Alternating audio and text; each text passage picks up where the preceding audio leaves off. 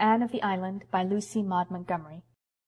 To all the girls all over the world who have wanted more about Anne. All precious things discovered late to those that seek them issue forth, for love in sequel works with fate, and draws the veil from hidden worth. Tennyson. Chapter 1. The Shadow of Change. "Harvest is ended and summer is gone," quoted Anne Shirley, gazing across the shorn fields dreamily. She and Diana Barry had been picking apples in the Green Gables orchard, but were now resting from their labors in a sunny corner where airy fleets of thistledown drifted by on wings of a wind that was still summer-sweet with the incense of ferns in the haunted wood. But everything in the landscape around them spoke of autumn. The sea was roaring hollowly in the distance, the fields were bare and sere, scarfed with goldenrod, the brook valley below Green Gables overflowed with asters of ethereal purple, and the lake of shining waters was blue, blue, blue. Not the changeful blue of spring, nor the pale azure of summer, but a clear, steadfast, serene blue, as if the water were past all moods and tenses of emotion, and had settled down to a tranquillity unbroken by fickle dreams. "It has been a nice summer," said Diana, twisting the new ring on her left hand with a smile, "and Miss Lavendar's wedding seemed to come as a sort of crown to it. I suppose Mr. and Mrs. Irving are on the Pacific coast now." "It seems to me they have been gone long enough to go around the world," sighed Anne. "I can't believe it is only a week since they were married.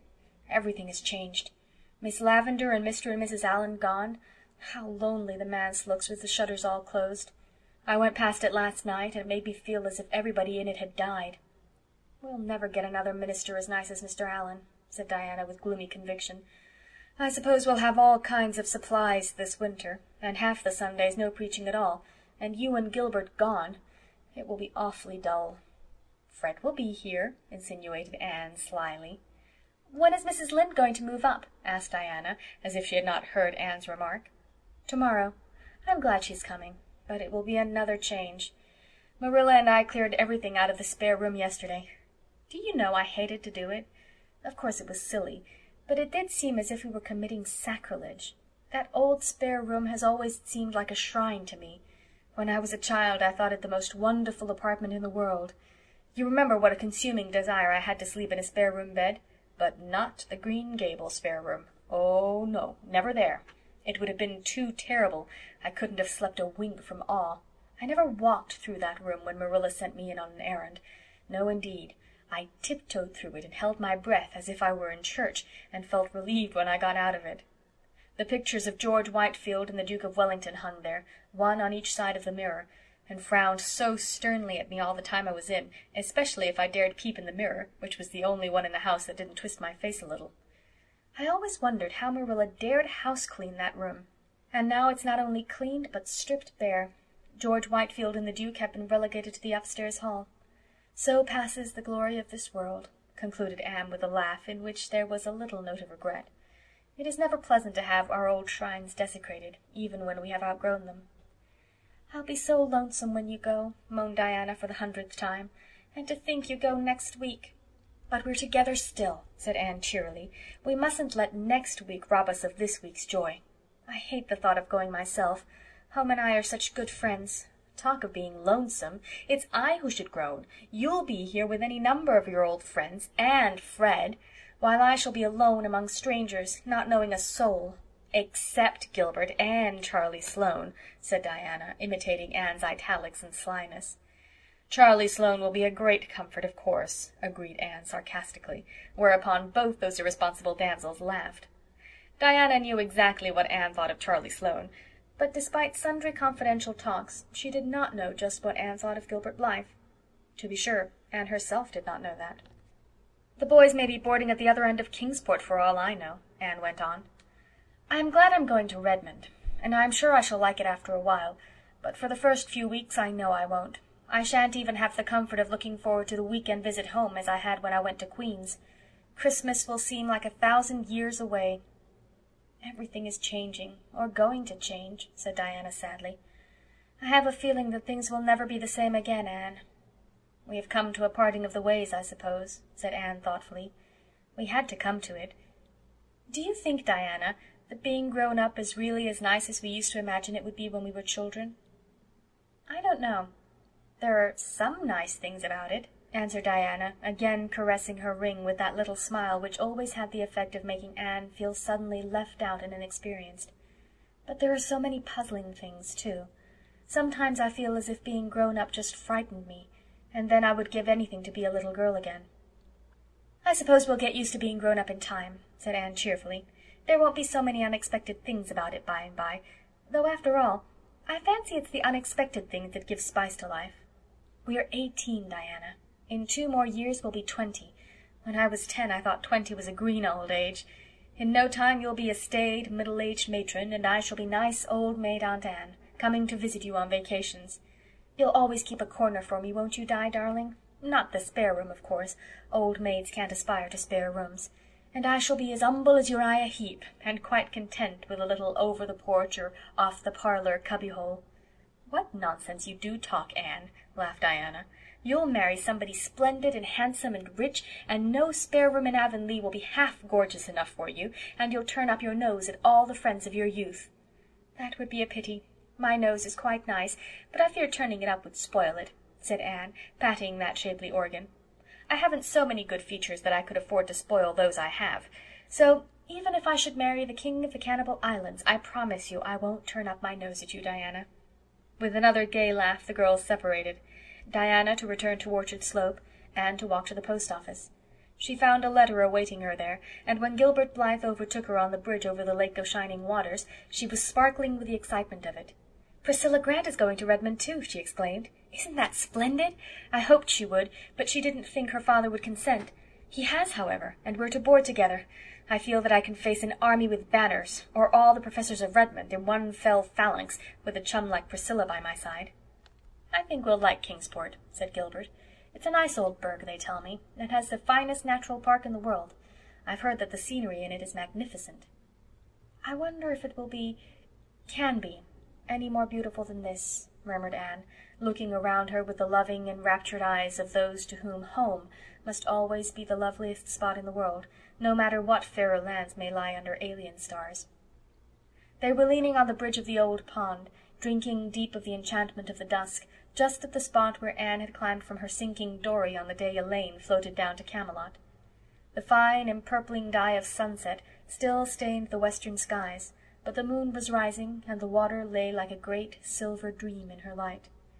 Remembrance wove a sweet and subtle spell over the 2 young creatures. "You're very quiet, Anne," said Gilbert at last. "I'm afraid to speak or move for fear all this wonderful beauty will vanish just like a broken silence," breathed Anne. Gilbert suddenly laid his hand over the slender white one lying on the rail of the bridge. His hazel eyes deepened into darkness, his still boyish lips opened to say something of the dream and hope that thrilled his soul, but Anne snatched her hand away and turned quickly. The spell of the dusk was broken for her. "I must go home," she exclaimed, with a rather overdone carelessness. "Marilla had a headache this afternoon, and I'm sure the twins will be in some dreadful mischief by this time. I really shouldn't have stayed away so long." She chattered ceaselessly and inconsequently until they reached the Green Gables lane. Poor Gilbert hardly had a chance to get a word in edgewise. Anne felt rather relieved when they parted. There had been a new, secret self-consciousness in her heart with regard to Gilbert ever since that fleeting moment of revelation in the garden of Echo Lodge. Something alien had intruded into the old, perfect school-day comradeship, something that threatened to mar it. "I never felt glad to see Gilbert go before," she thought, half resentfully, half sorrowfully, as she walked alone up the lane. "Our friendship will be spoiled if he goes on with this nonsense. It mustn't be spoiled. I won't let it. Oh, why can't boys be just sensible?" Anne had an uneasy doubt that it was not strictly sensible that she should still feel on her hand the warm pressure of Gilbert's as distinctly as she had felt it for the swift second his had rested there, and still less sensible that the sensation was far from being an unpleasant one, very different from that which had attended a similar demonstration on Charlie Sloane's part when she had been sitting out a dance with him at a White Sands party 3 nights before. Anne shivered over the disagreeable recollection. But all problems connected with infatuated swains vanished from her mind when she entered the homely, unsentimental atmosphere of the Green Gables kitchen, where an 8-year-old boy was crying grievously on the sofa. "What is the matter, Davy?" asked Anne, taking him up in her arms. "Where are Marilla and Dora?" "Marilla's putting Dora to bed," sobbed Davy, "and I'm crying 'cause Dora fell down the outside cellar steps, heels over head, and scraped all the skin off her nose, and—" "Oh, well, don't cry about it, dear.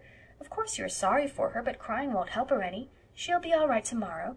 Crying never helps anyone, Davy boy, and—" "I ain't crying 'cause Dora fell down cellar," said Davy, cutting short Anne's well-meant preachment with increasing bitterness. "I'm crying 'cause I wasn't there to see her fall. I'm always missing some fun or other, seems to me." "Oh, Davy!" Anne choked back an unholy shriek of laughter. "Would you call it fun to see poor little Dora fall down the steps and get hurt?" "She wasn't much hurt," said Davy defiantly. "'Course if she'd been killed I'd have been real sorry, Anne, but the Keiths ain't so easy killed. They're like the Blewetts, I guess. Her Blewett fell off the hayloft last Wednesday and rolled right down through the turnip chute into the box stall, where they had a fearful wild cross horse, and rolled right under his heels. And still he got out alive, with only 3 bones broke. Mrs. Lynde says there are some folks you can't kill with a meat axe. Is Mrs. Lynde coming here tomorrow, Anne?" "Yes, Davy, and I hope you'll be always very nice and good to her." "I'll be nice and good. But will she ever put me to bed at nights, Anne?" "Perhaps. Why?" "'Cause," said Davy very decidedly, "if she does, I won't say my prayers before her like I do before you, Anne." "Why not?" "'Cause I don't think it would be nice to talk to God before strangers, Anne. Dora can say hers to Mrs. Lynde if she likes, but I won't. I'll wait till she's gone and then say 'em. Won't that be all right, Anne?" "Yes, if you're sure you won't forget to say them, Davy boy." "Oh, I won't forget, you bet. I think saying my prayers is great fun, but it won't be as good fun saying them alone as saying them to you. I wish you'd stay home, Anne. I don't see what you want to go away and leave us for." "I don't exactly want to, Davy, but I feel I ought to go." "If you don't want to, you needn't. You're grown up. When I'm grown up, I'm not going to do one single thing I don't want to do, Anne." "All your life, Davy, you'll find yourself doing things you don't want to do." "I won't," said Davy flatly. "Catch me. I have to do things I don't want to now, 'cause you and Marilla'll send me to bed if I don't. But when I grow up, you can't do that, and there'll be nobody to tell me not to do things. Won't I have the time! Say, Anne, Milty Boulter says his mother says you're going to college to see if you can catch a man. Are you, Anne? I want to know." For a second Anne burned with resentment. Then she laughed, reminding herself that Mrs. Boulter's crude vulgarity of thought and speech could not harm her. "No, Davy, I'm not. I'm going to study and grow and learn about many things." "What things?" "Shoes and ships and sealing wax and cabbages and kings," quoted Anne. "But if you did want to catch a man, how would you go about it? I want to know," persisted Davy, for whom the subject evidently possessed a certain fascination. "You'd better ask Mrs. Boulter," said Anne thoughtlessly. "I think it's likely she knows more about the process than I do." "I will, next time I see her," said Davy gravely. "Davy, if you do!" cried Anne, realizing her mistake. "But you just told me to," protested Davy, aggrieved. "It's time you went to bed," decreed Anne, by way of getting out of the scrape. After Davy had gone to bed, Anne wandered down to Victoria Island and sat there alone, curtained with fine-spun, moonlit gloom, while the water laughed around her in a duet of brook and wind. Anne had always loved that brook. Many a dream had she spun over its sparkling water in days gone by. She forgot lovelorn youths and the cayenne speeches of malicious neighbors, and all the problems of her girlish existence.